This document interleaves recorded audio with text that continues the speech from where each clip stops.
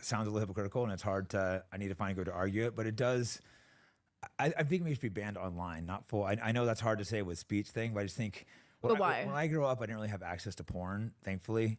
It was something you saw regular. So I didn't realize it was addiction until recently. I started talking to people like Sneeko and some of my friends, like an 11-year-old, like at 11, I started watching porn and getting addiction, and realized just the damage it's done to these people. So like young men, women too, but having just this unlimited access to porn, it's not healthy for our society. And I don't have the exact solution for it, but it's clearly harmful. Because when I was young, you had to go and get a magazine, or if you were a guy, you could go into these jerk-off booths. You had to go rape someone. But if you went to a jerk-off booth, you know you're a sexual. Wait, what the fuck is a jerk-off booth? They used to have these things where guys would go in and watch porn, like in these shady parts of the city. So like if you're in those places, obviously. Wait, really? Yeah. So like you're degenerate if you're going to those places. Like everyone would mock those people.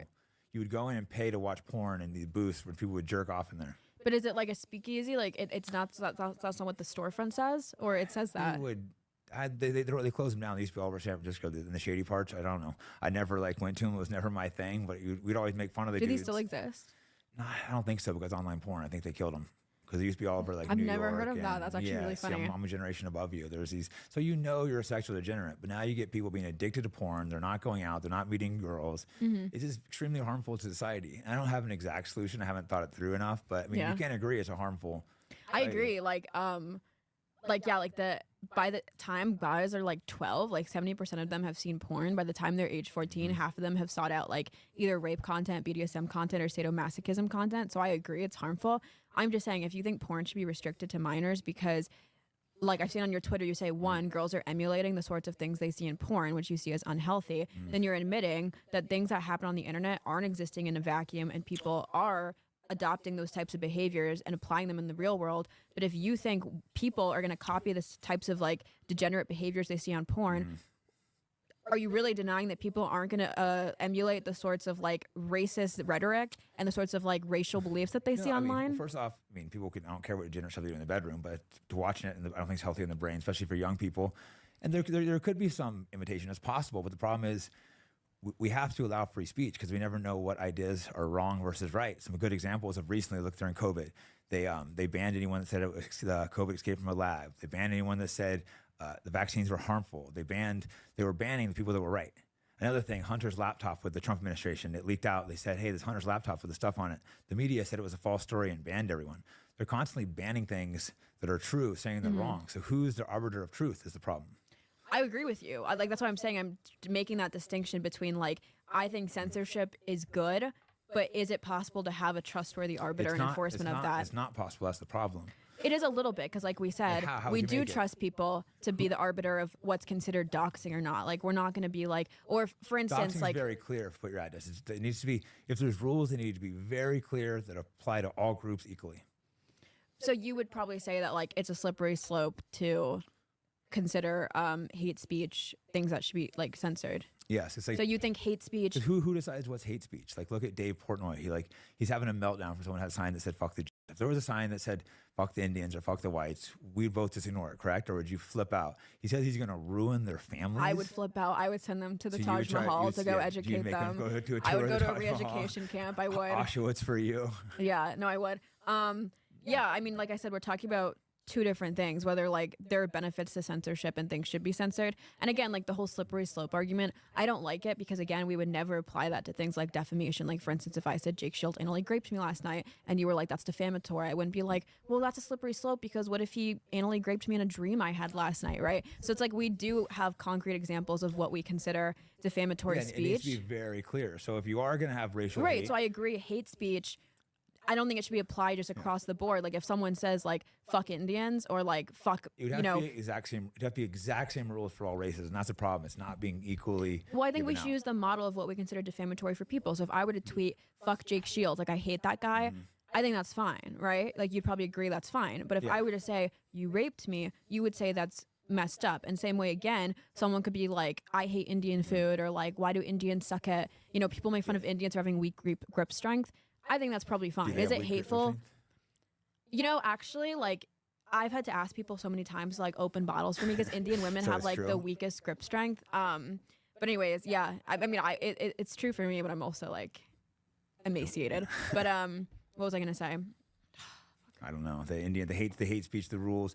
It would have to be the extreme cases. It'd have to be the exact same rules for all races. And that's the problem. It's not different. I mean, you look what censorship's for. Like, what's the things you're not allowed to talk about? Like, growing up, you're not allowed to question anything about World War II, anything about Holocaust, anything about Hitler. And then you look, what can't you talk about right now? Israel. They're trying to censor Israel. TikTok. Why did it get forced to sell? Because the organizations, they didn't like all the shit getting sold on TikTok. People were seeing a genocide happening in Israel. They control the media. Look at every big Hollywood studio. Owned by people. They write the narrative. I agree with you. Censorship can be exploited. Same way. It is exploited. Like every defamation. time. You're even saying anti-defamation. Like they exploit the definition of defamation, but that doesn't mean we shouldn't still outlaw defamation. We're just saying it should be applied very narrowly and concretely in a very targeted way. And again, I would say the same thing for hate speech. And like again, if you want to say I want to kill Indians, I would be banning that. But it has to be for all groups. Kill whites. It has to be. Like white people don't get the same rules. Like there's you can go in a bookstore and you can find a dozen books written by people talking about hatred towards whites, but you can't find any books by white people pushing hatred towards Jewish people. So when you realize like all those books that I thought were anti-white people. I guess my point is like if you can concede that you see the harm for why it's bad to target an individual person and accuse them of a crime, or maybe not even a legal crime, but something that's considered like a moral crime, like just something that's bad.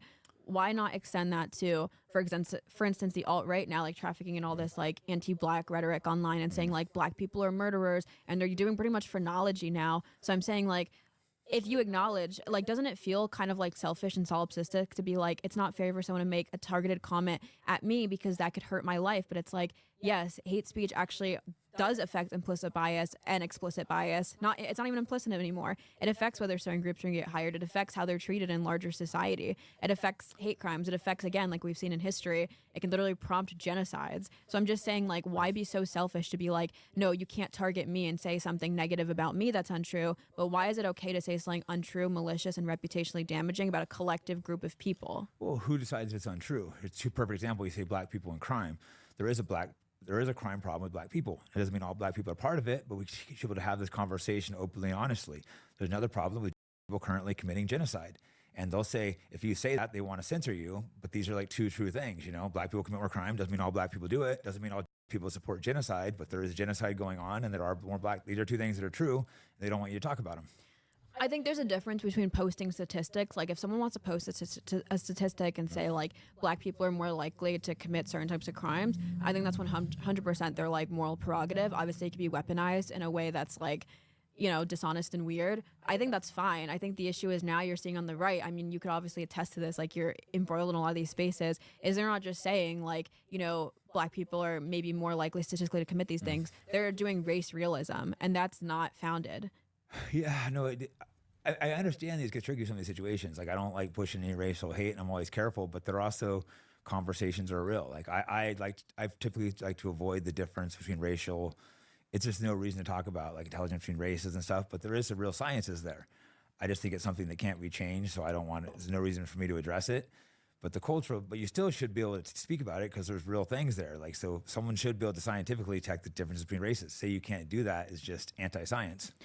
I'm not saying they can't do it. The same way, again. But you can't talk about it. You want it censored if people want to like, talk about different IQs. No. I said we should follow the model of defamation. So I'm saying the way we categorize something as defamation is not that it's just reputationally damaging, it's the fact that it's untrue. So I should be able to not be censored if you raped me, if you actually did it, right? So even though that's malicious, it's reputationally damaging, it's vengeful, we don't consider that defamation if it's true, right? It has to be false. So I'm saying it's fine if you want to do science and purport that like certain races are more likely to commit certain crimes or like statistical analyses. I think that's completely fine. The issue is they're not really doing statistical analyses. They're doing race realism, which isn't founded by science. Like they're pushing something that's false and malicious and reputationally damaging, which if applied to an individual, we'd consider defamatory.